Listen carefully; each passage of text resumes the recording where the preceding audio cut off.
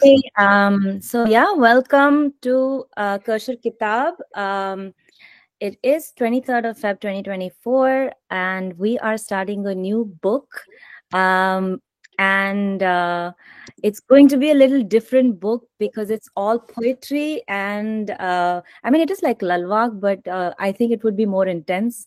Of course, we will have others talk about the book, including the author himself who has joined us, Makrand. Paranjape ji, thank you for joining us. Um, Really glad to have you. And whoever doesn't know, he is very, very accomplished, and we are really lucky to have him. He is an Indian novelist, a poet. He's been a lecturer in JNU for English, and former director at IIAS, that is Indian Institute of Advanced Study in Shimla. I think these are all like introductions that are on paper, but I am looking forward to really meeting him in person while we read this book as we meet every week. Hopefully, he'll be able to join us every week. And uh, how I met him was at Rakesh ji's event, the Literary Fest in New York, at the Lit Fest of IAC. And I did not know anything about the book, did not know anything about Makranji. I'm not on Twitter, so I guess I just missed out on that. But when I sat in a session, the first few minutes, and I was hooked, and I was an instant fan. And I thought we did not have enough time in that session to get to know about the book, to get to know about the person. So I'm really glad we are reading the book, and he's really been generous that he's shared his book with us, Identity's Last Secret. And I will welcome Makranji to the book club.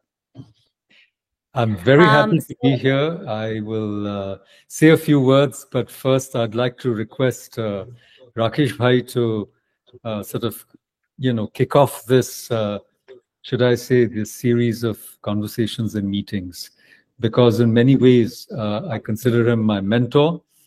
So let me just switch it over to him, and then I will say a few words. Oh, okay. Please go ahead, Rakesh ji. And I wanted to thank Rakesh ji for really bringing and vetting the book and starting the Lit Fest for real. Like, I'm really grateful for that. It takes a lot of effort to curate so many books and bring and filter out the best for the best. And we are very grateful to have Rakesh ji in the book club as well. So thank you, Rakesh ji, and take it away. No, I'm really very proud of our book club here. At any given time, people with travel and family obligations, you only get half the turnout or one-third the turnout, but then the YouTube does get it. And this is a very deep book club. Welcome, Makranji. So what I propose is, I'll talk for a few minutes and make some framing remarks. And welcome, Avantiji. And then after the framing remarks, I'll sort of give you what my conclusion was about this extraordinary book. And then we'll just turn it over to Makranji and say, okay, what were you thinking when you wrote this book? Okay. So all of you by now know, because I've trained you, that every book, every Sahitya book, we're going to analyze it with the Kashmiri morphology. And the Kashmiri morphology says that every story starts with a protagonist. Every story is a hero's journey, right? There is a protagonist, and we'll talk about who the protagonist is. And this protagonist encounters a certain challenge. The great stories are stories where the challenge is life-threatening. That's why they become great stories. And then there is somebody who comes in and becomes an ally of the protagonist and may give a magic charm or an amulet or something. And that is the moment that this human protagonist becomes superhuman, goes outside their boundary and conquers their nemesis. And so there are more refinements, but all of you know that that is the template by which we steer ourselves.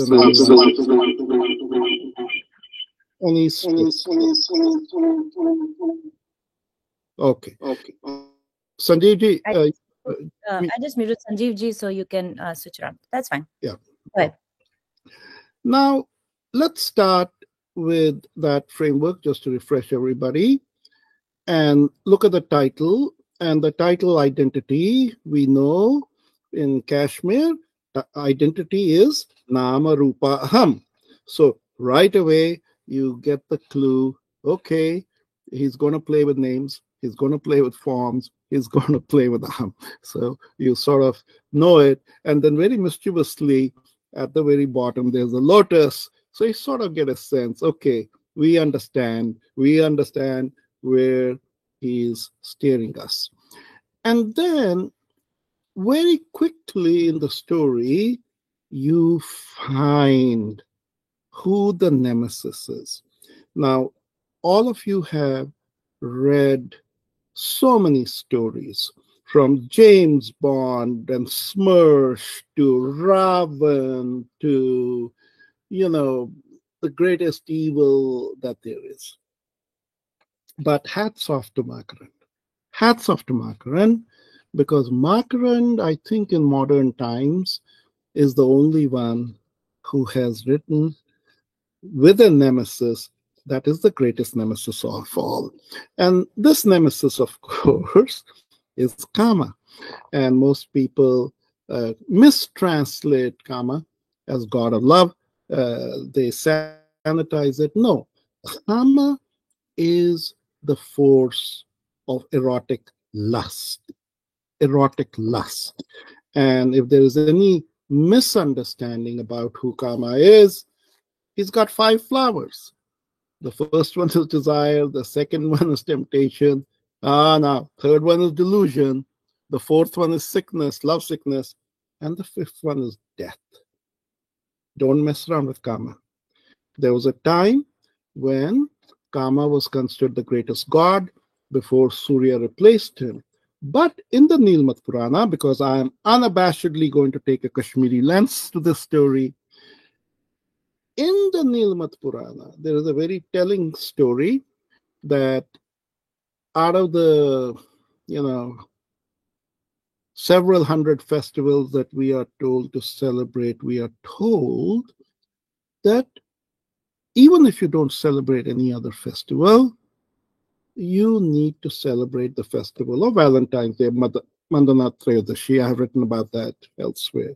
So this notion that of all the gods, Kama is the power that needs to be part of your life. That power you have to invoke was there in our civilization. But our authors and writers got scared. Kama became sanitized. He became the Greek Cupid. And hats off to Makaranji for bringing Kama to the stage in all his glory. And I say stage because you very quickly, he takes you and says, this is going to be a Bharata type of story. So you know there's going to be a stage. But this Bharata is interesting because once again, in an extraordinary piece of scholarship,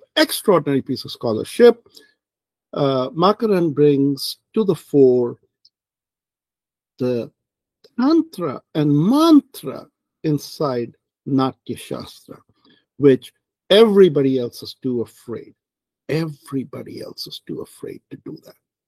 So when the thing starts, you'll see something very interesting. You can't quite come to grips with who the hero is. Who is this hero initially? And he gives you some clues. He'll put the story of the Hiroshima monomer. I watched that movie in 1970, The Phantom of the Opera. All these extraordinary stories, you realize very quickly the hero is the soul. That's why it's a little bit hidden. But he gives you the clue in one place. And of course, the clue is in that Shankaracharya's, that I'm not, I am Shiva. And I know Amritakar, I say this only for your benefit. It is exactly when he's there, Makaran, he is basically, his soul is basically your favorite song in Kashmiri, Nachum Tanpan. That is the hero that is being invoked. I can see elements of Kashmiri Shaivism rolling through in front of us, and it gets better. It gets better. Let me quickly go. Everything, and there's more complexity. I can see complexity in the introduction, and I feel like we will take to some wine for these sessions. I feel like we need to. I'm telling you, this is such an extraordinary creation, but I'll tell you my bottom line. So, Amrita, when you read that piece, I did, you should do it. You should have the song Nachu Tampan, Not Jismo Jaan by Dhananjay, and you will understand what Makaran is doing to you. So it's not just about poetry. There's a lot more. There's an orchestra here that's going on. And so then, true to Kama and true to the journey he wants to take you, he's quite open. He's telling you, the journey will start with Vamachara Tantra, the left-handed way. Well, we are callers. We're not afraid. Lead on, man. We'll go with you wherever you want. So, he begins to start with, of course, Ichha Shakti. We understand that, the Shaivite Ichha Gyan Kriya thing. And then I've trained you, always ask, what rasa am I in right now? So he starts with Shringara rasa, and that's, very, very key. But the very interesting thing is the show begins, the theater Bharata show begins with the descent of Mantra Gayatri into a real life Bhairavi. And so now you've got a real body Bhairavi. And why is Bhairavi so important in Kashmir Shaivism? Because all our gurus, including Ramakrishna, were always initiated by Bhairavi. So now you say, okay, I get it, man. He's going to get initiated by Bhairavi. He is really a glutton for pain because to get initiated by Bhairavi. Oh, good luck. All right. And man, yeah, it turns out that way. So he starts the next, and I'm quickly giving you some things, teasers here. He starts one chapter with Abhisarika. And Abhisarika, I think, has been again denuded of her power because Abhisarika is considered to be a Naika, Gopi, who is going to her meeting with Krishna. And Abhisarika is the Radha who comes to meet her lover Krishna. I beg to differ. I'm a Kashmiri Pandit, and I'm telling you, and this is again comes through very strongly in Makaran's book. Sarika means something. Sharika means something in Kashmir. Sharika is Durga, goddess.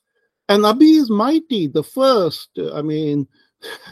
So when Abhisharika is going out, she's not going out for a meeting with Krishna. She's going out to take possession. The goddess is going to possess you. And, so prepare yourself. This Gayatri, this Bhairavi, if she's Abhisharika, you know what? She's going to possess you. So I'm going to very quickly move, very, very quickly just touch one or two things. Bhairavi, of course, puts you through hell, right? So Bhairavi is going to put this soul through a lot of torment. But here's the thing. There's a reason why Bhairavi does this. And Makaran sort of, makes his protagonist, through all of his suffering, cling on. He clings on because at the end of the day, I think intuitively he understands the purpose of Bhairavi to put you through hell is to purify you. And now, she's a real life Bhairavi, so she has some mala, she has impurities. She recognizes that. She has a self-awareness that she has impurities. She recognizes he has impurities, but that manthan that's going on in its odd way is purifying both of them. They are both of them getting purified. So now we move in a story from Shringara Rasa, there is a Veera Rasa part, and now we have encountered the Bhayanak Rasa. I mean, that section is that interplay between the two is really Bhayanak Rasa. It's just mind-blowing. And, that basically, I won't give away because I just wanted to give you a teaser. I'll stop, and I just want to tell you this. When I read the story, and by the way, there's a section where he described Bhairavi. That is exactly like Bilhana's poetry. How he approaches him. Yes, exactly. I mean, it starts that way. How she approaches him is that girl, that waif, Bilhana, right? So, and it's just a very interesting thing. So I'm just trying to give you some teasers here. I'll stop because we want to spend a full hour with Makaranji. But when I read the story, in truth, what it reminded me of, and it's interesting, I read the foreword and I read all the people who had praised the book. And I said to myself, you know what? I know all these people. Okay.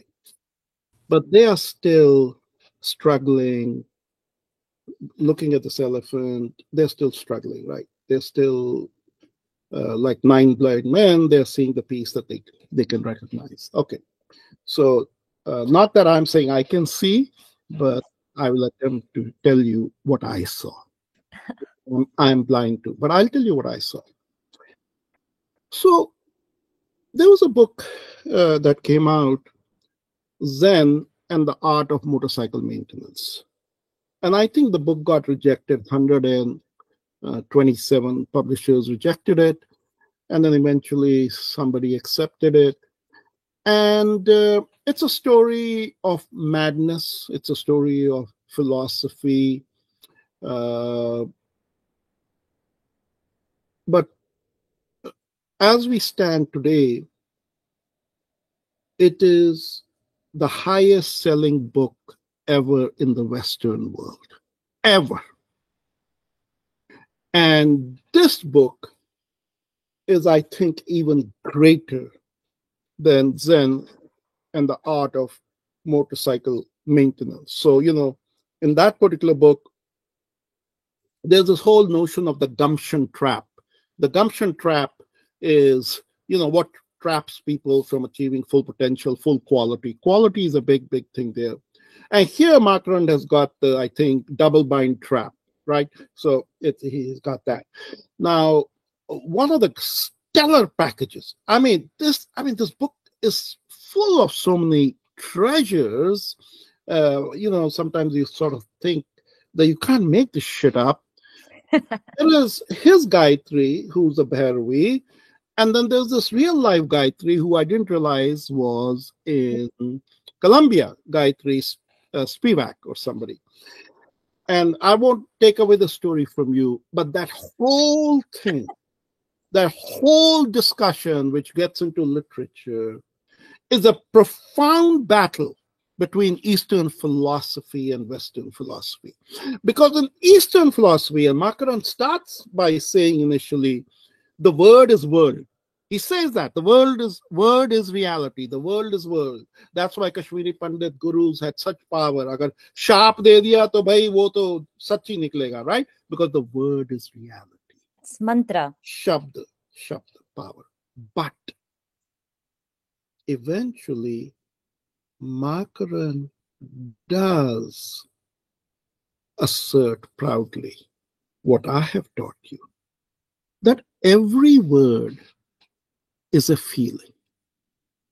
Every word is a rasa. And the best way to understand it is this Gayatri Spivak, who desperately tries to deny any rasa to this lover, maybe not lover, who was a poet who went mad in his infatuation of his unrequited love. So that particular whole interplay between the Eastern Gayatri, Makaran with his Eastern philosophy of rasa and love, and how he deconstructs and tears apart Gayatri as a person, but really he's tearing apart Western philosophy apart, and he does a brilliant, brilliant job of it. And of course, he does it in the form of a story, which is just very profound.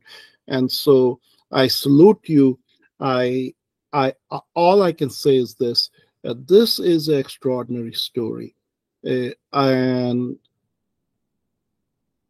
I think more people have to read it, more people have to talk about it, because, as I said, it is bigger than Zen and the art of motorcycle maintenance. So I salute you, Makaranji. I really wish we had done a better job of it at the Lit Festival, but this particular program, please promote it, Amritaji, and I want this book to be in every Indian's reading list. So with that, welcome, Makaranji. Now we want to hear about how it all started. It's 9:30. You were trying to do. Thank you. Thank you so much, Rakesh bhai.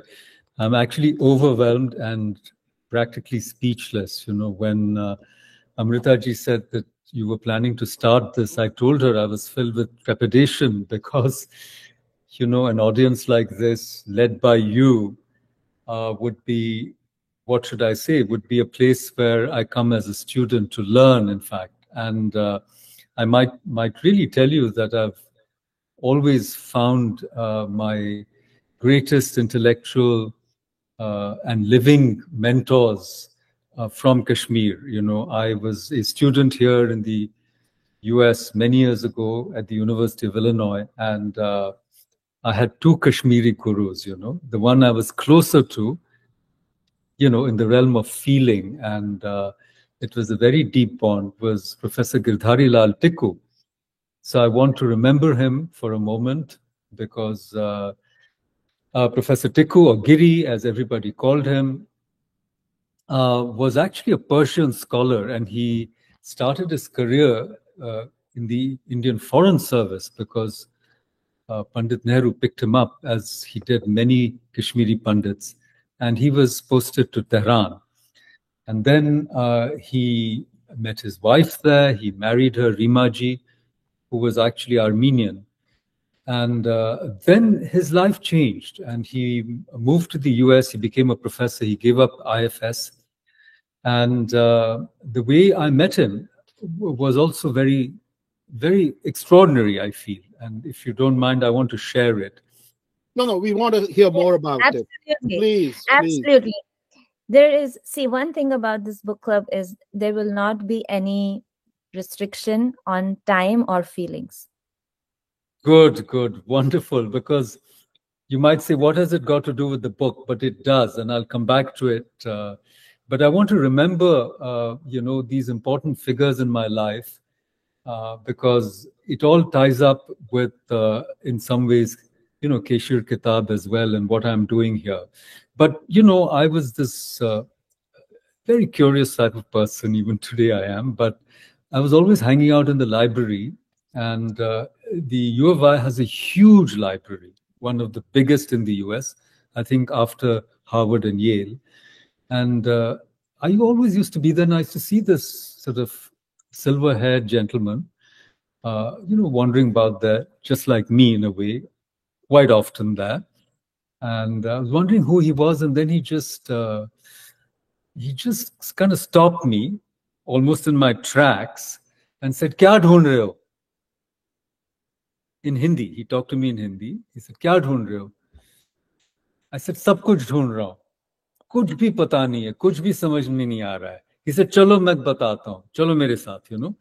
So it was just like that. He just picked me out of nowhere, like he just plucked me out of nowhere, and that's it. And, you know, I was 20, 21 then, and he became my dissertation guide, though he was in Comp Lit. So my supervisor was in English.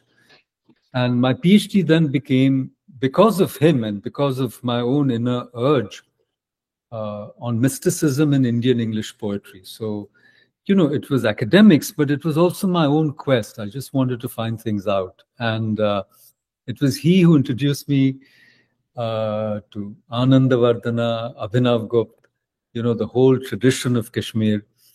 And the other great figure over there, who was much better known, was Professor Braj B. Kachru, who was in linguistics. And now, I mean, neither of them is here.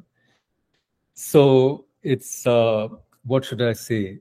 It's, probably not bad to just, talk about both of them, because they presented in a way a contrasting path to the truth, in my opinion. Because Professor Kachru was a very big success. He ran the linguistics department. And, there were so many Indians who got their PhDs from Illinois because of him. If I start naming them, but one or two are really famous. I mean, his own wife, Yamunaji, was also there. And her sister is at Stony Brook, as you know, and Sridharji. So I met both of them there. They were my seniors, of course, but all of them got their PhDs from Illinois. And many, many others too.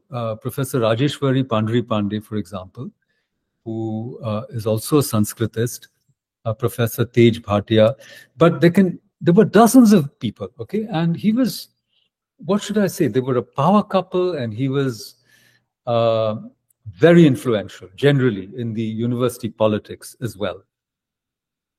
And I took, several courses with him, and he would have actually liked me to do my PhD with him. Frankly, he said it a couple of times, but I said, I'm not really keen on linguistics. I want to follow rasa, as Rakesh Bhai says. That was where my heart was. Anyhow, the point is, Professor Tikku was practically unknown. He hardly published anything. And Professor Kachru was very well known, and he was a star academic, right? And he became that because the previous dean was a person called Professor Kahane. Now, I didn't know any of this. Mujhe to kuch bhi pata nahi tha. Professor Kahane was, of course, Jewish. So the strategy that Professor Kachru adopted was to align, with the Jewish lobby within this Illinois University. So, Vinitha is really happy right now. What I'm trying to say is, mujhe bahut saal lage. I took decades to sort of decode all of this because, I just had a BA from Delhi, from St. Stephen's, and I didn't know anything. So similarly, one day I also met Gayatri Spivak, who also wanted to be my guide, by the way, but I'll tell you that story later. But so these two were contrasting figures for me. They embodied two different aspects of the entire Kashmiri intellectual tradition, which is at the same time a greatly strategic tradition. How to survive in the worst form of adversity, how to, maintain not just Trika, but Sanatana Dharma when you're being devastated, destroyed.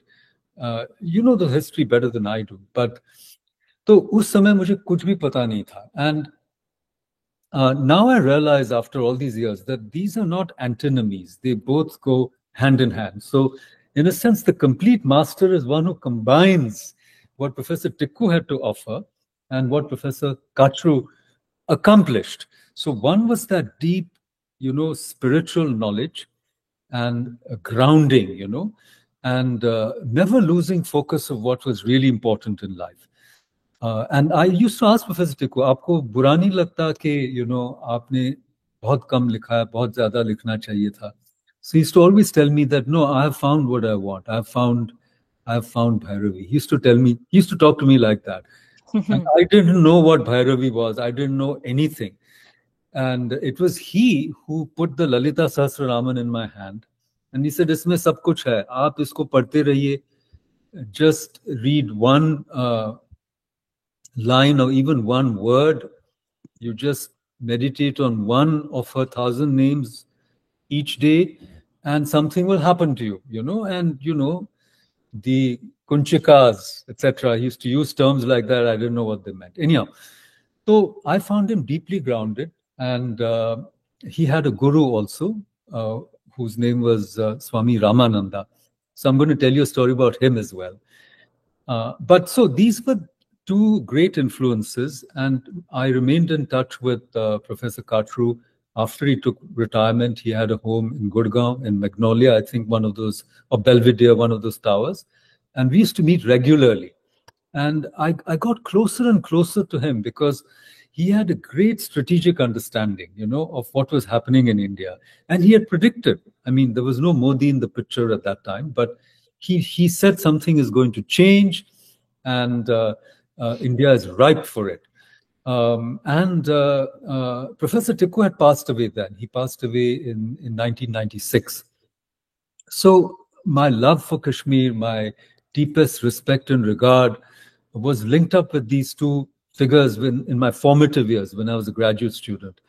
And I can't tell you that it was after a long gap, of maybe 30 years that I met Rakesh Bhai. And it was almost as if my journey resumed from where it had left off. And Professor Tikku was someone who really, sort of opened the path to me. He gave me the gospel of Sri Ramakrishna. He took me to the Ramakrishna mission, he introduced me to the monks, to his own, great teacher, Swami Ranganathanandaji, who was in Karachi. And we went to Kankhal during the Kumbh Mela, that is Professor Tikku and I. So we had these very deep memories. And in a way, I feel he gave me something, he grounded me in a way that my basic centering in the higher consciousness became sort of unshakable. I mean, whatever would happen, I would never let go of those moorings, because they came very early. And of course, I went into a very intense practice, and that's another story altogether. But what I'm trying to say is, when I see Rakesh Bhai today, I feel that he combines both these streams, in a way that is totally extraordinary. And when he speaks, sometimes, mera dimag chakra jata hai, because I'm listening to both these voices. He can be so pragmatic, so hard-nosed, in the real world, in geostrategic interventions, in, money and all these things. And then at another level, he can be so sublime and so full of rasa, like Professor Tikku. But one of the things that Giri, in a way, taught me and emphasized, and in a sense, it's something that was so deep, and it's something that I was with the Kauls in November, and all of a sudden, and I think Sanjeev ji was also there. It was dinner, and he said, "I'm going to tell you something really important." And so everybody paused, and he said, "Look, Kashmir Shaivism is actually Shaktism, because that is the inner core. We worship Sharada, we worship the Devi. That is the truth." And this is exactly what Professor Tikku had told me. He said, Bhagavati is everything. Nothing else exists. It's only Bhagavati. And so this Shaktism, in a way, which is behind all the other appearances, whether it's Advaita, Vedanta of Shankara, whether it's all kinds of Dvaita, Radha Krishna also figure in my text. Radha is really the teacher. Radharani was the teacher in one version of the whole story. So my book is also, it's a celebration of Shaktism. 100%, that is what it's about. And I'm going to stop here, but I want to say that, if this book ever goes into another edition, I'm going to request Rakesh Bhai with folded hands to write the preface, because I don't believe anybody has understood this book. I'm really telling you this, I don't want to be vain or arrogant, but I don't think anybody has understood this book, abhi tak, I feel. And so I'm going to stop there and turn it over back to you guys. Oh my God. So I feel like we have changed gears here, and with the expressions here, I can understand what it's going to be for the next few months for us, and I'm really looking forward to it. It's very intense. to see the depth and the thought process that both of you have. I mean, we are really glad to have Rakesh ji and you on the same panel together. And it's true that in the LitFest, I mean, it's a very time-bound thing, and I don't think I don't think such a topic can be time bound or feeling bound. So in this book club, we have cried and we have laughed. Literally, we have cried. So I'm really kind of scared now to read the read the book, but I feel like every book has transformed us. Every book has transformed us personally, and even in our work, what we do and how we approach life. At least for me, I'm trying to speak for everybody, but it's just for me. But I will tell you that I was very close to naming this book club Transformations, which is after the program that Rakesh ji had started for the Kashmiri, like in Sringeri Mutt. Okay, so there's like a 2-day program that used to happen in New Jersey every year during Jesh Ashtami. Okay, so there used to be one day for the yajna, and another day was for intellectual talking and intellectual discussion. But there would be a speaker who would be learned, who would come, and we would learn. Now it happens only once a year, and I am left like with so much knowledge of one day, and I don't do my reading because I don't know, I'm lost, right? I don't know what I'm getting into. And for some reason, things the program stopped because the participation or COVID happened and stuff like that. And I moved here, and I was like, at that time during COVID, I was like, I need this, what Rakesh ji had started, but I need it every day in a way, because I don't think once every year is enough, because Rakesh ji is doing his homework every day, like in his home, but he'll come one day and he'll say, हाँ मुझे सब आता है, but I am like, मुझे कुछ नहीं आता है. So I think this is an effort to learn every day from people like you who are I'm just thinking about this word, intense. It's just intense, and I like it to be that way, and really looking forward to that, and wondering how you would guide us to like how we will read this poetry and go through the feelings, and no spoilers, but I know a little bit, but I don't want to I think Rakesh ji has said enough about the book in terms of spoilers, but I would like to first go around and maybe introduce you to our members here who are present, and then they can tell a little bit about where they're from, and their names and etc. And then we'll come back to the book again. So namaskar, I am Amrita Kar, and I am in California, and I'm the host also of Kush Kitab. So let's go around, whoever wants to go first, or I'll call out maybe Vinita ji first. Hi, good evening. What a pleasure. Oh my God, this is like, I'm like dumbfounded. Last week we had Avanti ji, now we have you. I think we are getting to be one of these powerful book clubs in the world at some point, at this rate, I guess. But like Amrita ji said, you guys are very intense. You're so knowledgeable, but for us, we don't know anything, but you come and talk to us and walk us through it, and it makes us feel that we can catch up with you guys, not to your intellectual level, but we can. With Avanti ji's stories, we laughed and cried and remembered Kashmir. With yours, it will be like, now we'll be spiritual, hopefully. And Rakesh ji's books, we felt like, oh my God, we had a princess who was from Kashmir, the last queen.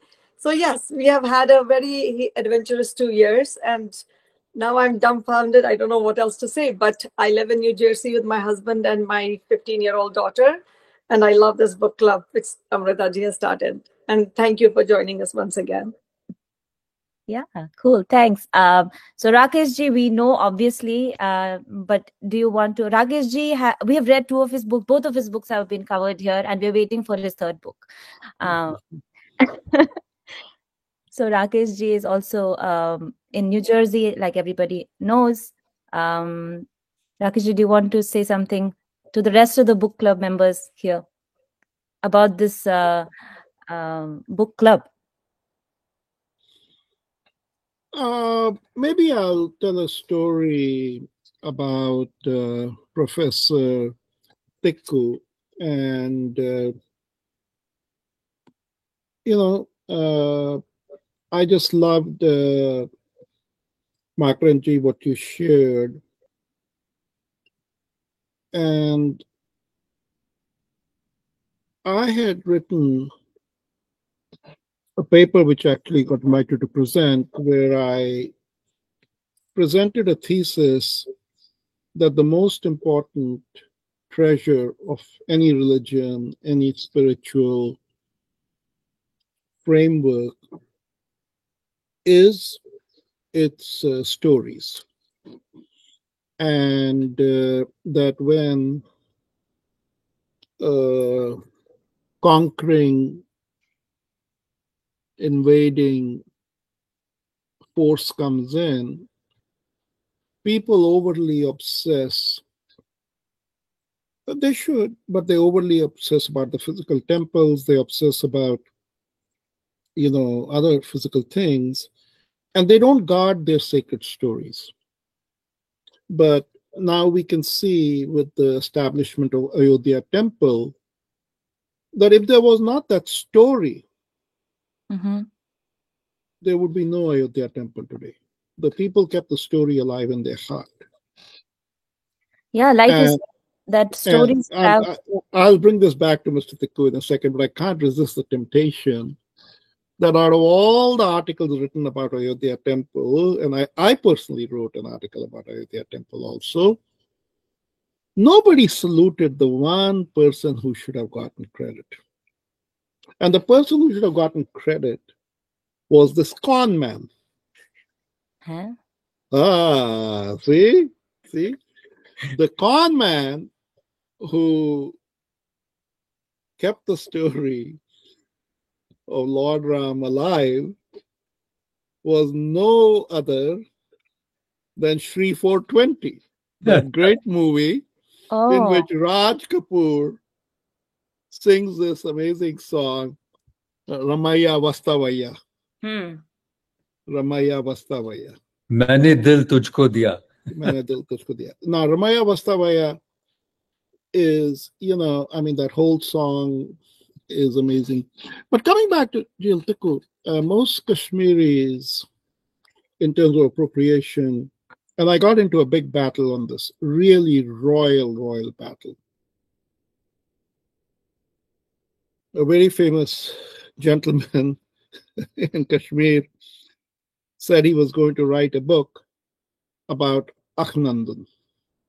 And all of you know that it's a story that's very popular with the Kashmiri Muslims because it deals with this Peer who comes, and this couple is childless, and he promises them a child, but he says, when I come, I'll take your child. And then eventually he makes the couple, he slaughters the child, he martyrs the child, he makes the couple cook the child, and it's a very intense Abrahamic sort of story.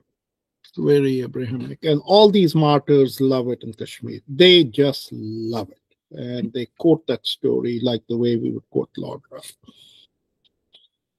Excepting for Professor Jeel Tikku, whose wonderful book on Persian poetry I had purchased, God knows, 30 years ago, where he actually showed that this was a corruption of a Hindu story called Ek Anand. And the Ek Anand story is a totally different story. Totally different story of liberation and peace and bliss, which was completely savagely corrupted into the story of Abrahamic sacrifice and martyrdom. So it was because of him. I'm telling you, I bow to him because I was able to take that and essentially win that particular debate. So I'm a storyteller. I look for stories. And in Identity's Last Secret, there are so many stories. So I want to end with a question. I want to end with a question for Makaranji. Without giving it away, in Kashmir, perhaps more so than anywhere else, this whole idea of Ardhanarishwara, the half Shiva, half Shakti, is very, very popular.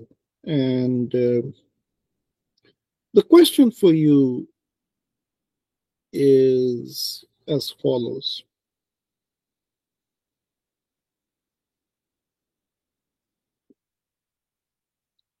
This technique of Q&A, which is unique in India, Shakti asking the question, and Shiva saying, man, you know everything. You know all the answers. Why are you asking, right? She said, no, tell me the answer, right? So he tells. Is that essentially a metaphor that the self has to question itself, and the self is the teacher? So that's sort of one question. The second question is going to Dr. Sanjeev Kaul's assertion that every Kashmiri Pandit will lay down his life for when we're Shaktas. We actually believe that Shiva is Shakti's spiritual son. Not just that Shiva is Shav, and without Shakti's propulsive energy, Shiva can't do anything. But no. It's in some way, when Shakti is asking the question, the more esoteric of us believe, it is to help Shiva understand his true nature, and when he comes up with the answer and recognize he is Shiva. So let me stop. Those two questions for you. Pratigna is what you're talking about, right? That's right. So yeah. Which way to interpret this whole thing? And when you guys read the book, you'll understand it. I don't want to give it away, but let's just have a general discussion. Yeah, I just want to come in for 1 second because it's too tempting.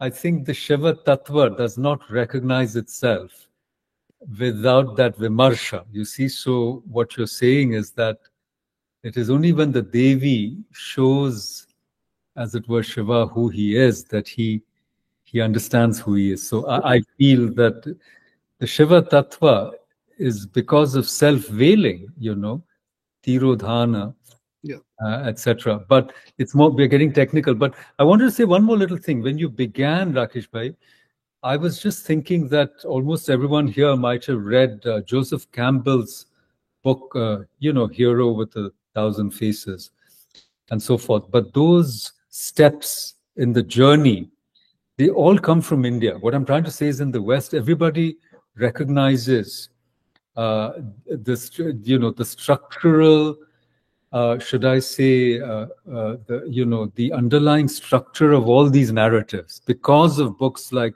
Joseph Campbell's, and then later there is, the morphology of folk tales. It was by a Russian scholar where he came up with all the elements. Any story will have like a grammar, only a certain number of elements which are going to be mixed, and every story that you see, whether it's Star Wars, whether it's... Yeah, I was going to say that. But it comes from India. I mean, I think what Rakesh Bhai was focusing was taking us back. You will see these patterns in the Mahabharata, you'll see them in the Ramayana. So, I mean, after all, India is the home of stories, the Katha Sarit Sagara. which went underground into Paishachi. So protecting stories, protecting narratives, all this is so resonant. And Ayodhya, I mean, when our Girmitiyas, they were literally, sold into these, after slavery ended in 1833, these agents went scouring in the, countryside, wherever there were famines, Bihar, Telangana, recruiting very, very poor people. And they were made to sign an agreement and sent off, across the Black Waters. Naipaul has written a beautiful account of it called The Middle Passage, where he says that after the transportation of slaves from Africa, the worst sufferers were Indians who were indentured. Anyhow, but the point is that it's 10 o'clock. Their toolkit, their Hindu toolkit, often had just the Ram Charitmanas, and sometimes they were illiterate, so they just, in Bhojpuri or whatever, or in Awadhi, they had just memorized some verses. And in a way, The House for Mr. Bishwas is a modern counterpart of the story of Rama's exile. So what I'm just saying is, if the story of his exile and return had not been kept alive, and Ramaya Vastavaya means Ramaya returns in Telugu. Vastavaya means he's coming back or whatever, and it's on a footpath, it's staged. So the return of Rama was something that everybody knew would happen, and the memory was kept alive. So Tulsi was this great, and he lived at a time when the Mughals were in power. So I'm saying that our stories are so important. I just wanted to reiterate that. And, coming to Identity's Last Secret, it's full of these little zip files. You've got to unpack them. There's paintings, there's movies, and it's also this East-West thing, as he suggested, and how, when you read Spivak with all her erudition, she can't get you out of that double bind. Double bind is two irreconcilable options, both of which are terrible. So there is no upaya, you see, and Kashmir Shaivism is all about upaya. That is what Professor Tikku taught me. He said, don't focus on the problem, focus on the upaya. And the great thing about the Hindu tradition is it's not obsessed with problems. It's not obsessed with original sin, which is a big problem, or with whatever. It's only concerned with upaya. That, okay, I'm in this situation. Iska upaya kya hai? So astrology, and my father was an amateur astrologer, and let me tell you, everything he said about me, even casually, has come true. Every single thing. He would say things randomly, and because that's the point, and he told me, he said, astrology is not about predicting the future, it's about giving you confidence to find the upaya. Because you go to an astrologer when you have some trouble. You're facing some difficulties.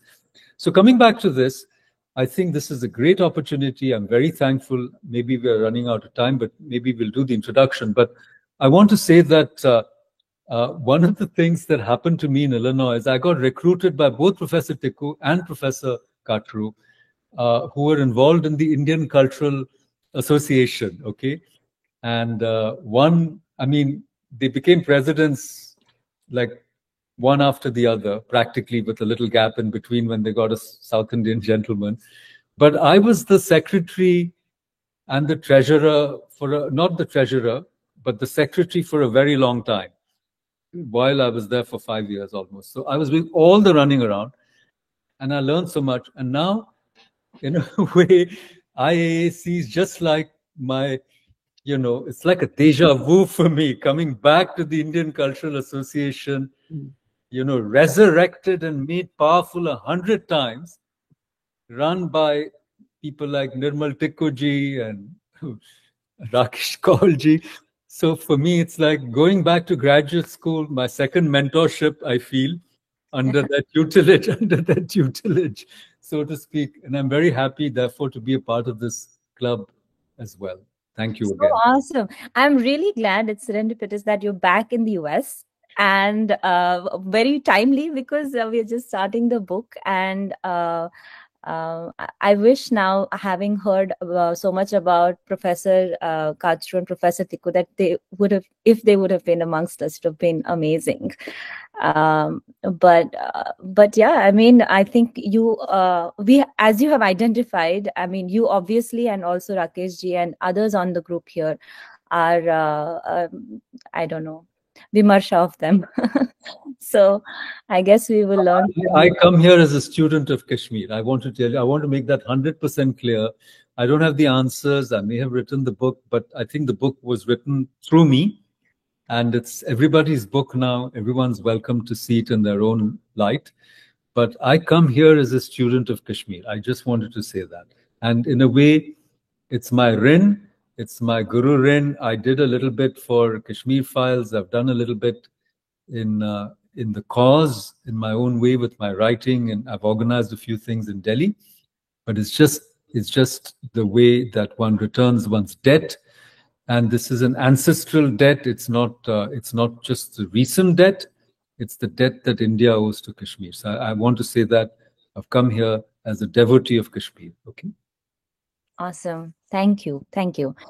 So we will continue with the introductions, and as you said about zip files, I just wanted to mention that Dawn, which has been written by Rakesh ji, was also zip file. He was like, at some point, he's like, okay, I have written this, now I have to explain it for like 5 hours, and we are like sitting over here, and I'm like, oh, that's right, okay. But I think Shaivism and also the concept that we have are so complex that it can be only given like one at a time, one little dose at a time. And so same with Subhash ji, who we are missing today. He is traveling and he will join us hopefully when he's back. And he's like, here is the paper for this Raj Tarangri that you're trying to read. And we were all going crazy with like every line we have to go to Wikipedia and this and that and figure out what's going on. So really looking forward to it. We are kind of trained to do this now, unzipping. We are like an unzipping software now. So we're looking forward to that. So let's continue. I'm just going over from here with the screen. On the screen, Meera ji, if you want to turn on your camera and introduce yourself if you are able to. Otherwise, we'll move to Shruti. Hello, namaskar. It's so wonderful to hear so many little reminders of all the learnings we've had from Rakesh ji in the last year on the 2 books. Like whatever I'm hearing today feels a little bit like going back the memory lane of some of the discussions we've had on this meeting series before. So I'm very, very enthusiastic and excited to read this book and go on this journey under your guidance of both Rakesh ji and Makarand ji. So thank you so much for joining us. I am based out of Houston. I have moved to the US about 6 years ago. And before that, I was I grew up in Pune, sort of, finished my college there and then moved here while I was working. And I've said this, I think, a few times before, and I never tire of saying it, but this Kashir Kitab meeting group has been like a blessing, a dream come true for me, because I found Kashmiri literature, or a good literary group, very hard to come across. So, the way it materialized and the journey that we've had the last 2 years, I'm very grateful for this group and the people in it. So it just keeps getting better with time. Yeah, I don't talk to my family as much as I talk to you with you guys. So I think that's quite telling. So Avanti ji, and we just finished reading Avanti's book and we laughed our cheeks out last weekend. We finished reading her book, The Kashmir That Was. And Avanti ji, welcome back. And a little bit about you. For who don't know you, I'm guessing everybody does at this time. Namaskar. It's always a pleasure being here, and namaskar to Rakesh ji and Makarand ji. I'm based out of Gurgaon. I live with 2 teenagers, 18 and 13, so you can imagine my life, and with a very accommodating husband, so to say. Yeah, but when I was listening into you, Makranji, what stuck with me, and I resonate so much with those feelings. When you said that you walked into the library and you were saying ki kuch bhi mil jaye. And I am in that state. I'm always been like kuch bhi bata do, anything. I'm like the sponge. I want to, and I also believe before going aping anything abroad from outside, let me first understand my nativeness, my own place. So for me, that's a very strong factor in what I write and how I write and what I read and the people I interact with. And this club was a God-sent opportunity. The books, the way we read, the way we investigate, and then there's a backstory to everything that we read here, is such a God-sent opportunity that I'm not going to miss it for anything. Because the kind of text that we read here, I don't think I'll be able to read it alone. I need help. I need guidance. And what are the other better guidance than being under Subhashji and being under Rakeshji and now your book? So, and to me, I was just going through the book. Honestly, we still have to start it because I really needed a guide to tell me the tool to tell me how to read it. But to me, I find poetry more romantic than a prose, because in those few lines, there's so much that is intense information, there is intense understanding, and then your brain is always thinking. So I enjoy poetry, though, but I write prose more. I write more fiction. And so I'm looking forward to all the weeks of reading and enjoying this club. I mean, thanks to Amrita for creating this platform and getting us all here today. Thank you. Perfect. Thank you. And she herself had a few poems written in the book that we finished reading. The first book that we read in the book club was Rahul Pandita's Our Moon Had Blood Clots. And it was right after Kashmir Files. So it was kind of a purging, and it was also telling our stories also, like that became like a platform kind of, and that's when we really cried. And Avanti's book, after a gap of almost 2 years, we read, and we did share the stories, but this time the funny ones, the anecdote ones, the like, kambal ke niche baith ke fir hum kangri tapte the, and the tales and the everyday life. So it was really fun reading her book, and also getting to know the people here as well, their personal lives. So it's been really good. It's been a good journey. So thanks for joining in the journey. So next, Sanjeev ji, if you could give a short intro. Namaskar. Very nice to meet you all.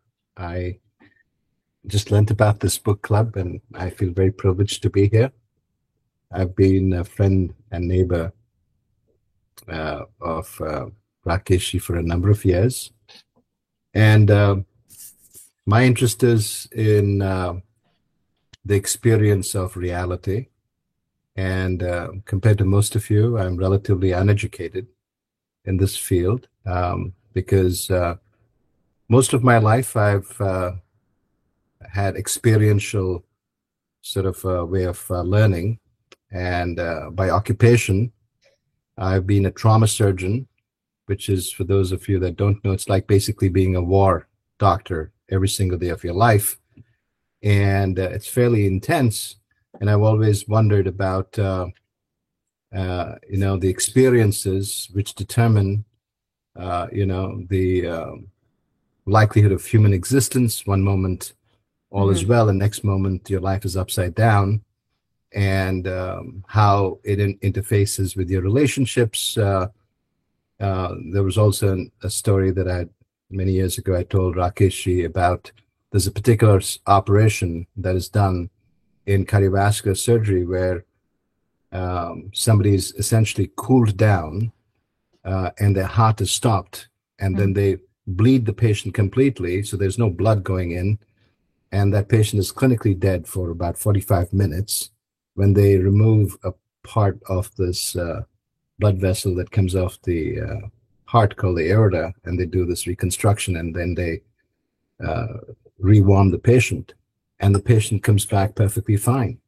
So this whole phenomena of the human existence and how it interplays with, with Shiv, Shakti, or what is it? And is it possible to have an awareness of it? So I think that perhaps some of us have been privileged to receive it in little drips and drabs and drops, and at least in my case, I'm fascinated and hungry for learning, and I think that is what drives some of the yearning in this sort of realm, I feel, and this attraction to try to understand the human condition. So I'm here to really learn and understand. I haven't read a lot of books, so. No, absolutely. Welcome to the group. And this is, I'm really glad that you joined the club. And Rakesh ji had been saying, is it okay for me to have, Sanjeev ji join? I was like, of course, yes. And I know you're really busy. I mean, being a frontliner is not easy, but I'm really, really glad that you've joined, and we will learn, looking forward to learning from you, from your experiences, which is, like, this is theoretical, but you're in practice, like you're in practical knowledge about life and death, honestly. So no, I think it's fantastic to be in this book club and to explore different topics, and more importantly, learn about each other and interact and share energy with each other, and hopefully make the world a better place, and so on. Yeah, absolutely. Welcome to the club, Sanjeev ji. So we have newcomers, another set of newcomers that I'm seeing. Rashmi Khosa, that's what is written. So you guys can go next. You can introduce yourselves. Sure, happy to. Well, first of all, thank you so much. Namaskar, everybody. Rakesh ji, I met you and Sushma ji a couple of years ago in Connecticut at KOA camp. So I distinctly remember seeing you and listening to you. Paranji, thank you so much for what you have been doing, and it's really insightful to hear your journey and all the great knowledge and search for knowledge you've been venturing for all these years. Thank you for sharing your wisdom, absolutely, and I'm looking forward to learning more. I am married to Vikram. Vikram and I have been here married for 20 years. We live in Austin, Texas, and we have 2 children. I grew up in Kashmir in mid-70s, and Kashmir Shaivism almost became a part of our lives, because I would go to Ishwar Ashram almost every weekend, and sitting there listening to Swami Lakshmanju was a part of my life, and I didn't understand a lot because I was only 10 and 13 when I left Kashmir, but there was a lot to see and imbibe and inculcate in our daily lives.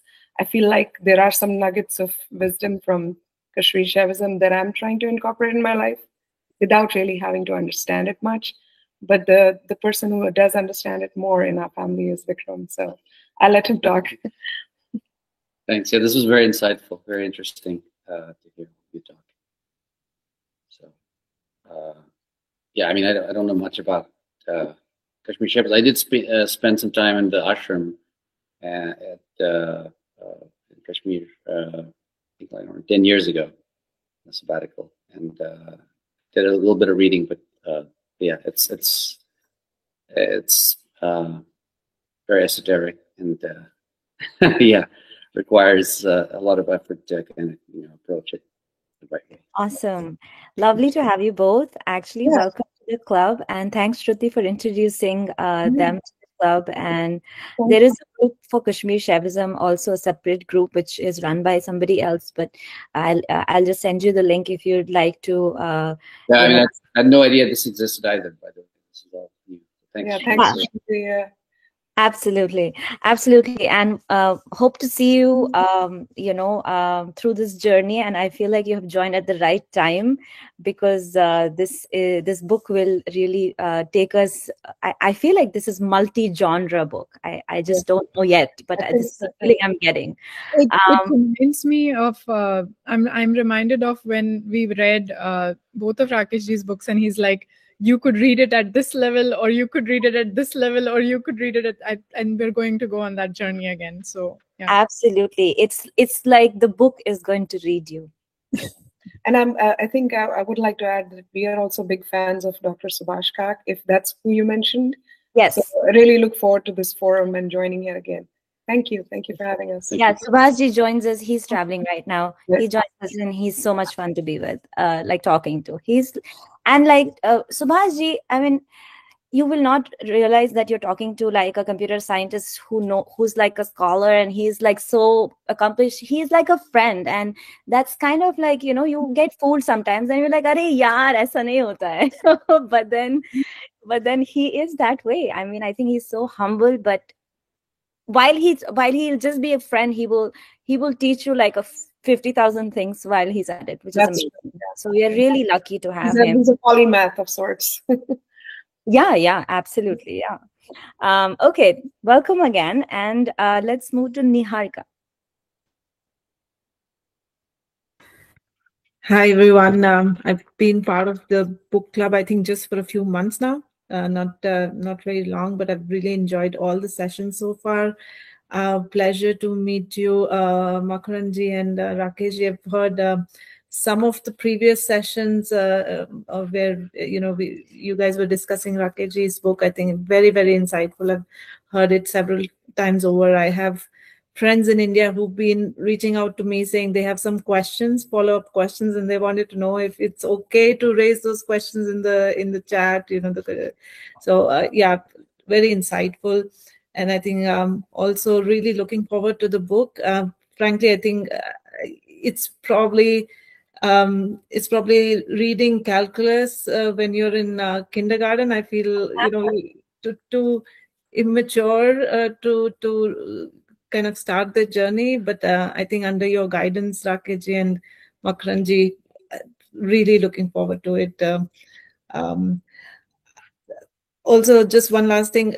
I mean, for me to be on this club, it's almost an anomaly because I'm not a book reader.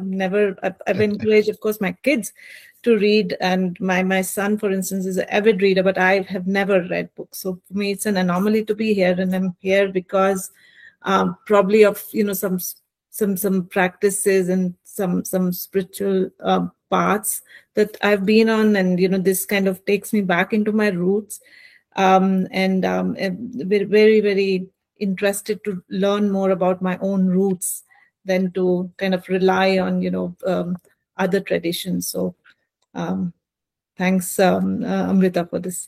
Yeah, welcome back. Awesome to have you. And the painting behind her is she's painted that, so we just are getting to know Niharika this time. But you are not the only anomaly. I'm also, and this is the reason I started the book club, so people push me every week to read. And when Makaranji says that, oh, you might have read this book and this book, I'm like, nope, this is the only books I have read, the ones here. And I'm glad that these are the only books I've read. I don't want to be reading something that's out there, and then they say, "Acha, ye to tum yahan se dekh sakte ho jo hum padh rahe hain." So theek hai. But really glad that you have come back for the second book. So yeah, Anamika, if you are, yeah. Hi, I'm sorry. I'm usually off my video is usually turned off because I'm usually tending to my 4-year-old who accompanies me on most book club sessions. So that's why I jump in when my name is called, just for those who don't know me, for their introduction. So first of all, Makaranji, I have never heard your name before. This is the first time I've heard your name. By that I mean not to in any way insult your fame, but that I didn't know the meaning of your name, so I had to look it up. And I did, and it turns out that it means the nectar or honey of a flower. That's amazing. I didn't know that. Is that accurate, Makaranji? Is that accurate? Yes, absolutely. And it is Makarand. It's not Makarand, as Okay. Rakesh says, but I don't Yeah. mind.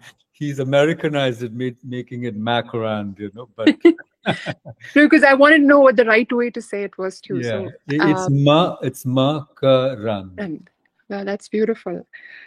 So it's an honor to be in your presence, along with, of course, Rakesh ji, who is our, I guess, literary granddad in a way. I think that's how I think of him. And I'm Anamika. Granddad to nahi hai. Sorry, but that was an absolute error. Hopefully I got that in time. I was hoping nobody would have noticed, but you're too quick, Amrita. So I meant to say that. No offense, Rakesh ji.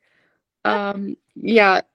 So I've been with this group pretty close to when it started, and my name is Anamika. I live in Charlotte, which is the southeastern corner of the United States. And I think to answer Niharika's, not to answer, but to her point where she said that I want to learn more about my roots, I think that has totally happened for me with this group, and I can recommend to you, Niharika, and to anyone else who's new in the group and who wants to also do that, to read Rakesh ji's books, especially The Last Queen of Kashmir. And that's, I think I remember Rakesh ji said that when he wrote this book, it was to help Kashmiri Pandits understand their identity and the value of their heritage. And before reading those books, I didn't personally know what a glorious heritage it is.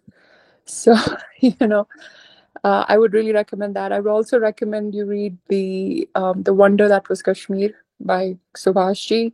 That was another paper that made me and I think others in the group as well realize that it's not just India, but also Asia that Kashmir has so profoundly, and Kashmiri scholars have so profoundly influenced. So I would say start with those. And then, of course, there's Avanti ji's amazing The Kashmir That Was, which is, which will make you smile, which will make you tear up, which will make you long reminisce, and of course, make you yell, as we say in Kashmiri, and when you're with a group of with a group of friends, to laugh like we did last weekend. So this book club has become like my anchor for like Kashmiris like myself who didn't, and I think there are a lot of us like me are there, who didn't know enough about their own culture, or who didn't know, like, for example, the famous Christmas tree is Kashmiri. I learned that from Rakesh ji. I didn't know that. I mean, it sounds like a very trivial example, but that's about, that I had such experiences. So welcome to this group. Your book, I have to say, I think Amrita said it, she was a little scared to read it. I'm a little scared too. I'm not sure, if I can do justice to this reading. Huh? Yeah, like I'm not sure if I can do justice to the reading. Kya niklega. Exactly. Golden words indeed. And yeah, thank you so much for sharing the stories of your mentors, Makarand ji, about Dr. Kachru and Dr. Tikku. I'm assuming they were literary, the PhDs. So thank you so much. I didn't know about them, and now I'm certainly going to Google them. But yeah, I'll stop talking. I'm sure there are others who need to go and introduce themselves as well. So welcome, and I look forward to reading the book with you. Awesome. If I can just make one comment, Anamika ji, you said you were a little bit scared about reading this book. No reason to be afraid, but when you embark on this journey, I just want anybody who feels or gets that feeling, I just want you to remember, and this book is, again, it's a book of firsts in many, many ways, right? So one of the ways that this book is a first is Abhinav Gut describes the poet as a Kavi Prajapati. And he maintains that the Kavi is greater than Brahma. This is an extraordinary power that he gives the poet. Why? Because Brahma has created one universe. The Kavi can create many universes. Now, given that power, at least in Kashmir Shaivism, why is it such few Kavis have used it? Makaran in his poetry is in modern times the first person who has said, I'm going to use that power. So don't get scared by the display of that power. No, absolutely. Don't get scared by the use of some words. And don't get trapped in any of that, but just see this as the power of the Kavi. Now, I remember when I wrote my first book, my editor at that time gave me great advice, and she said, Rakesh, great books are books where the characters say and do things that readers wish they could, but don't have the courage to. So when Makaran uses certain words, Shabda Brahman, and you get scared or you recoil or you say, oh, I think he's crossed the line. There's no line for Prajapati. Just say those words to yourself. There is no boundary for a creator. Absolutely. And, go ahead, Makaran. And let us also not forget that in the spectrum of rasas, there's also bibhatsa, revulsion, disgust. And, in modernity, in modern times, many times, the purification of Shringara can only happen when you go through that mess, that quagmire or whatever you want to call it, of bibhatsa. So anyhow, this is not an explanation at all, but it's just a footnote to what Rakeshi was saying. And that's why I am scared, because I know that there is bibhatsa rasa here through romantic love, which is very, I don't know, there are lots of women here. So I have a question.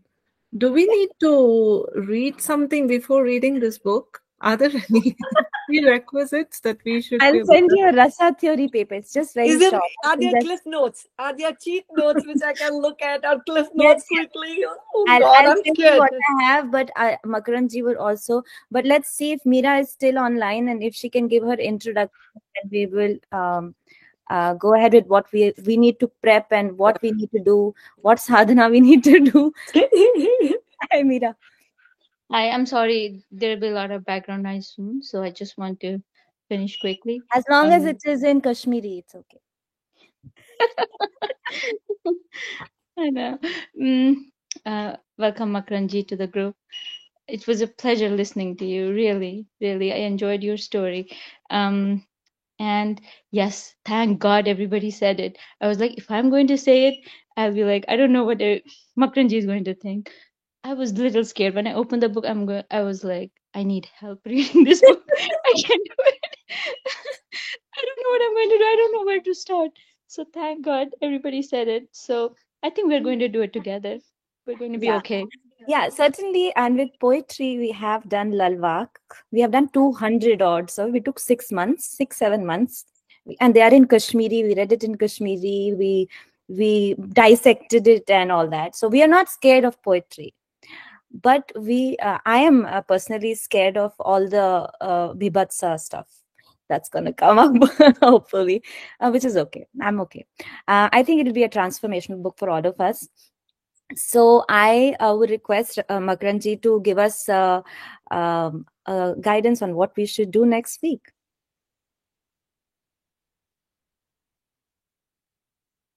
I really don't know, but one, maybe Rakeshi can tell us, but maybe we can just discuss the first few pages, if that's okay. We should just plunge into the book rather than going around it. And, if there's some passages which are uncomfortable, we can just skip them. I mean, we don't have to really dwell on it.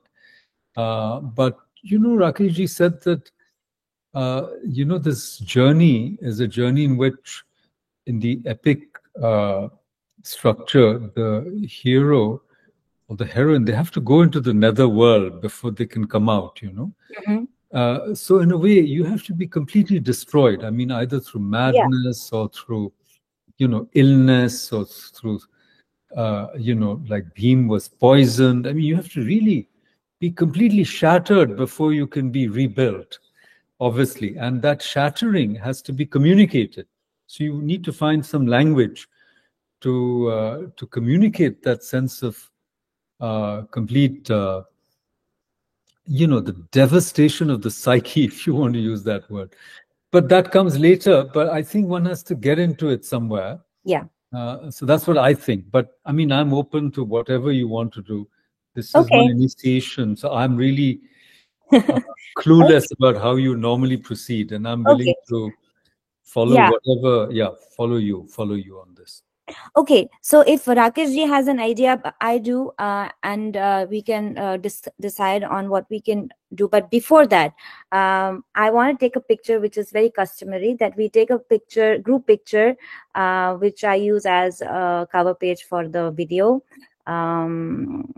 So we usually put our books up, and since we don't have a book, we are going to put the screenshot up with the book on it. If everyone can do that, and as customary it is, Finn is the hamster that's always in the picture. I'm going to put up. It's a hedgehog. Sorry, yeah. I'm going to put up a page that I has some artwork I like. Actually, I should do that too. Yes. Transformation of. Very good idea. I'm going to take another one also then. Oh, okay. Visible though. I don't know why. I need to maybe unblur my. Okay. This is very. Okay. Ready? Smile. Anamika, where's your video? Okay. I think she's busy with his daughter.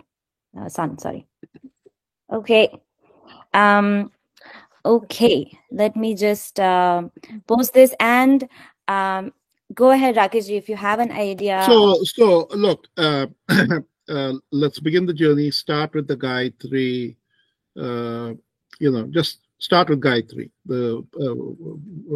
Let's get going, and you have the.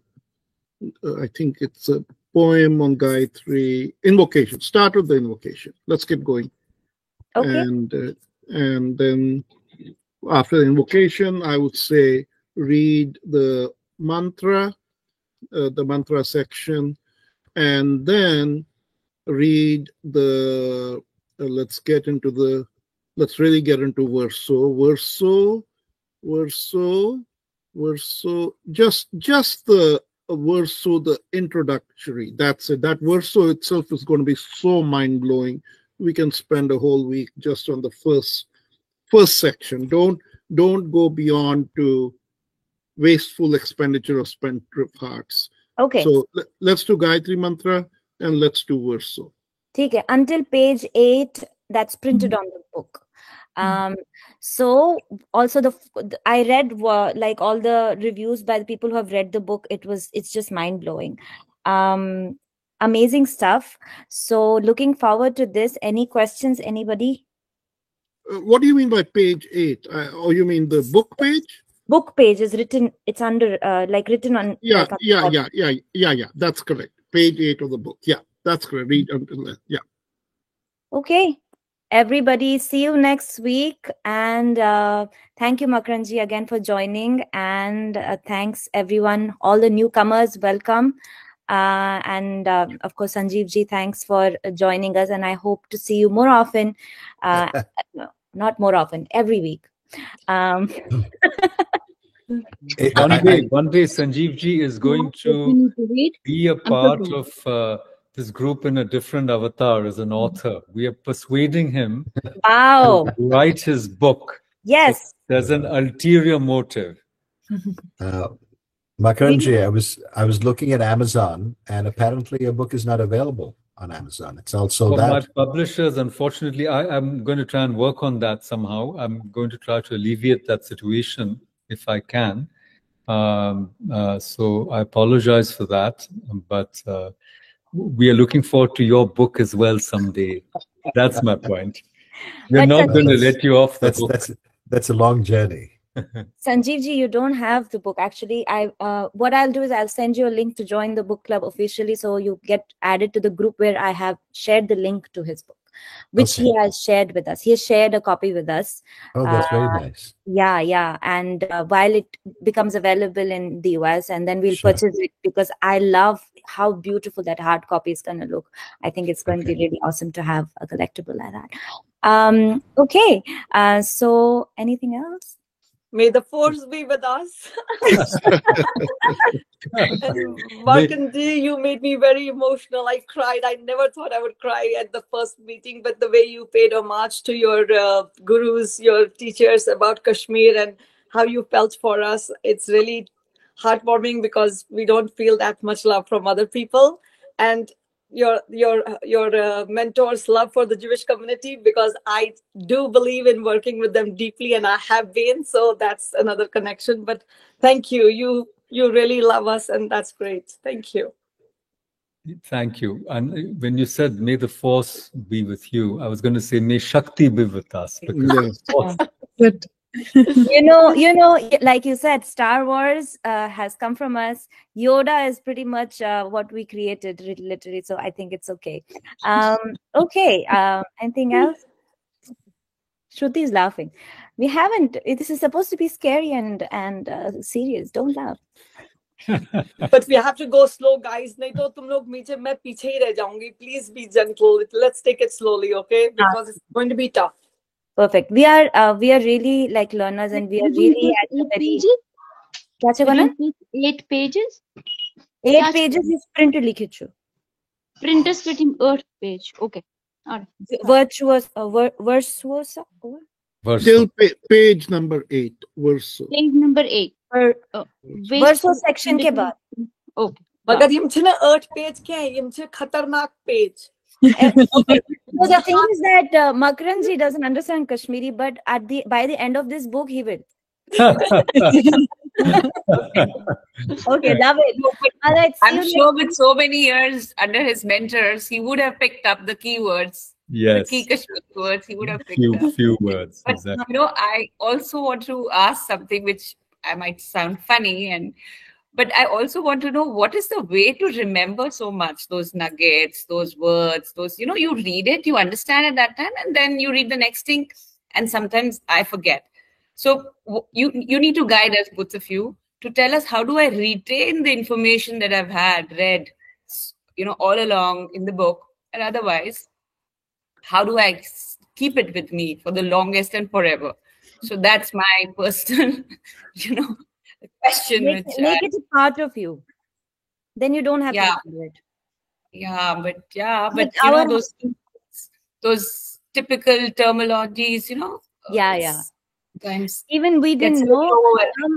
हम आपको लगता है कि हमें याद है, हमको मतलब ठूस के दिया है 2 साल में, अभी कुछ वर्ड्स बता रहे हैं हम, उसका भी मतलब ठीक से नहीं पता है, ऐसे ही Maybe I'm also very recent to the club. Like yeah, you are relatively recent. So Ashik gal diwan, in Kashmiri बोलते हैं ऐसे ही, कुछ भी बोल दिया ऐसे, sound great. Just but a Jan behavior. We are on our best behavior today. We are trying to act all sophisticated today. हम पूरे out of control है यहाँ पे. But our external hard disk is Anamika. She remembers everything. So anything you want to refer to, she has all the details. She has photogenic memory, and her pages, she does a very good. Amrita, what are you doing? Photogenic is how good you look. Photographic is how you remember. But let's not forget that our civilization kept alive the Vedas for 5,000 years without putting them into, words. I mean, writing them down. So we are the masters of memory, in fact. And 27,000 shlokas, riks, whatever you want to call them, of the 4 Vedas we had memorized. So we know how to do this. I think Rakeshji will tell you more about this, about memory retrieval, etc., recognition, I feel like remembering, putting things back. So he'll tell you much more next time, I'm sure. I will be a little arrogant and say it has all got to do with Shruti. Of course. No, Smriti working on Shruti, because Shruti just flows. Yes. But then Smriti tries to capture it and remember through mnemonics and through other devices. But I think Rakeshji has done a lot of thinking about all of this. So I'm sure it'll unfold. But one day at a time. Yeah. I have another question before we leave, Amrita. So we talked briefly about upayas today, and we said, that was one of the essence of Hindu culture.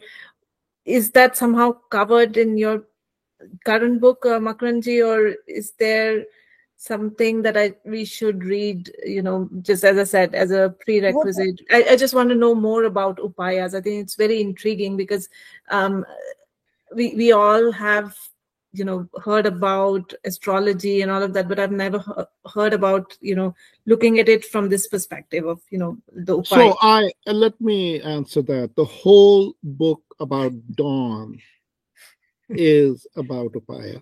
Exactly. Upaya technology. Mm-hmm. I think. And go ahead, Shruti. Go ahead. No, I'm just saying Niharika ji hasn't read the book, but I think this will encourage her to. Yep. Yeah. Yes. I was just going to say, even Identity's Last Secret is actually an upaya. The whole book is an attempt to solve a real life, as it were, problem, like this double bind that we talked about. And therefore, we talked about yantra. So the whole book is like a yantra. It's meant to function like a yantra. And everything in it has been arranged so that it triggers some shift, some transformation. So you don't have to, as it were, read about upayas. You just have to see the book. You just have to get into the book. And the book itself is the upaya, I feel. Yeah. And let me build on that, Niharika. The technology that the Indians came up with is they very quickly, and Kashmir, I'm using Kashmiri terms, recognized that the mind is a frenemy. And so in order to come up with the upaya, and the American or English way to say upaya would be that there is a spiritual solution to every practical problem in life. Okay, that's the power of upaya. In dawn, it's the foreword starts with niti. Niti, how do you generate upaya? And the technology, which I keep coming back, and now everybody in this group is trained, the technology of creating upaya is rasa. Mm-hmm. Because rasa creates wonder. And when you go in a state of wonder, what is wonder? Wonder is the mind saying, how could this be? How could this be? That's wonder, right? The beautiful mountain or some magic or something. How could this be? And that moment when the mind fails on you and rasa comes in, then you have what is called in the West out of the box thinking. That serendipitous, aha, Archimedes movement. And rasa is the technology that enables you to do that. So we created very profound practical technologies. And when you read Identity's Secret, Last Secret, there is such violent, at times psychotic, bhayanak, vibhutsha, rasas that are being created. It's a maelstrom. It's like a tsunami of rasa. And you say, it's too much. It's too much. But that is the destruction that has to happen before you can be reborn. And so you will just have to go through the book. We'll do it slowly, and then you will understand Upaya. You'll understand Upaya. Just one short follow-up on that. So, I mean, the Dawn, I understand. I've not read it. I'm really looking forward to read that also.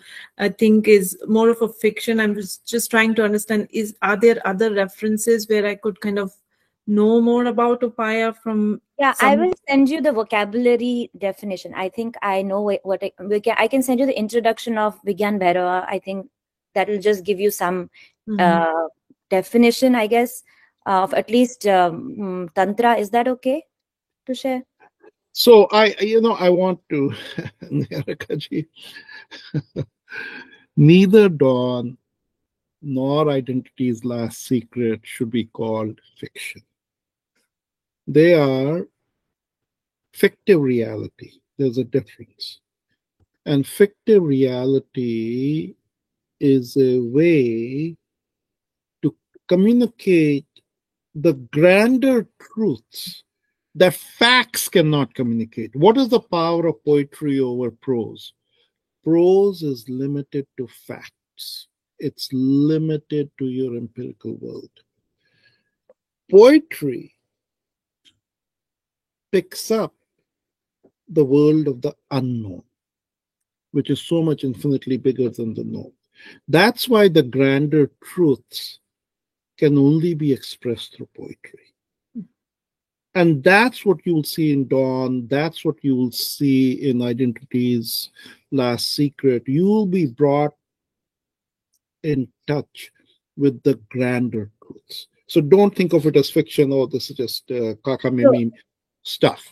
So I'm going to actually intervene here, and I want to say that there is a need here for the new people who have joined. So because we have to bridge the gap here, because Rakeshji thinks that everybody is on 2-year level, but here we have few months level. So I'm going to share what we have from our previous things that we have shared and we have learned from, and we take it as a matter of fact, whoever has been here for 2 years.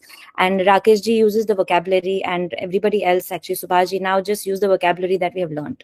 So I guess, yes, as an experience and as understanding the book, I don't think you need it, but you will need it for for the conversations that is happening here, just to understand the conversations here, because sometimes there are words thrown around that you might think are like esoteric, but they really aren't, and you shouldn't be overwhelmed by it.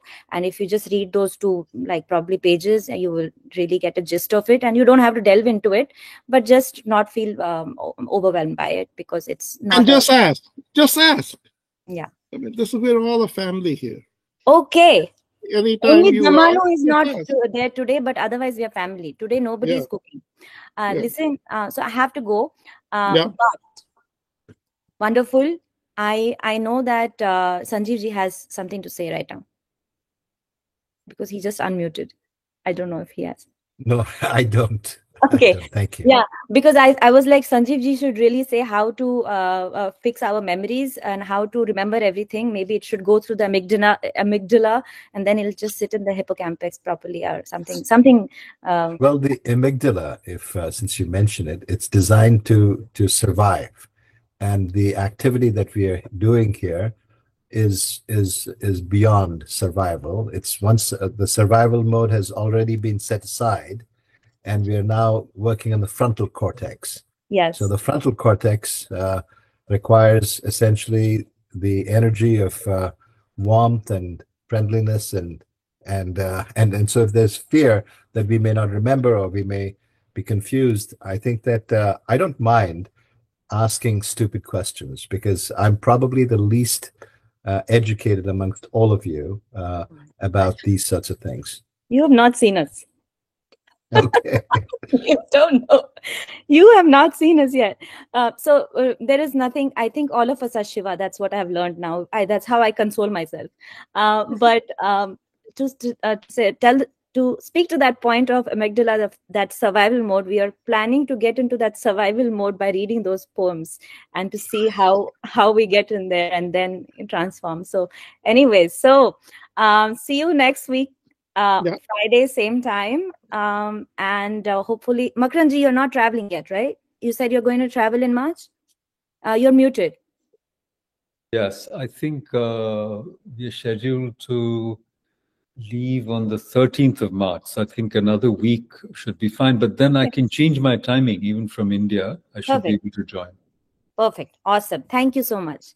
And we do miss Aarti. I hope she is she recovers soon. All right. See you guys. Good night. May I say what a fantastic and a warm and friendly and elegant group you guys are. And the host, don't forget to also congratulate the host. Yes. Yes. She's quite vivacious. Yes. Keep high energy. Thank you so much, Oh, everyone. and she works by the speed of light. Yes. Our host. Yes, she really does. In other words, the first word that Makarandi is going to learn today, which is Kashmiri, is Trat. Trat. Oh, right. And it's a phenomenon. It's a phenomena. It's not a word, but we will come to that in future sessions. All right. Good night, everyone. Namaskar. Good night. Bye. Namaskar. Bye.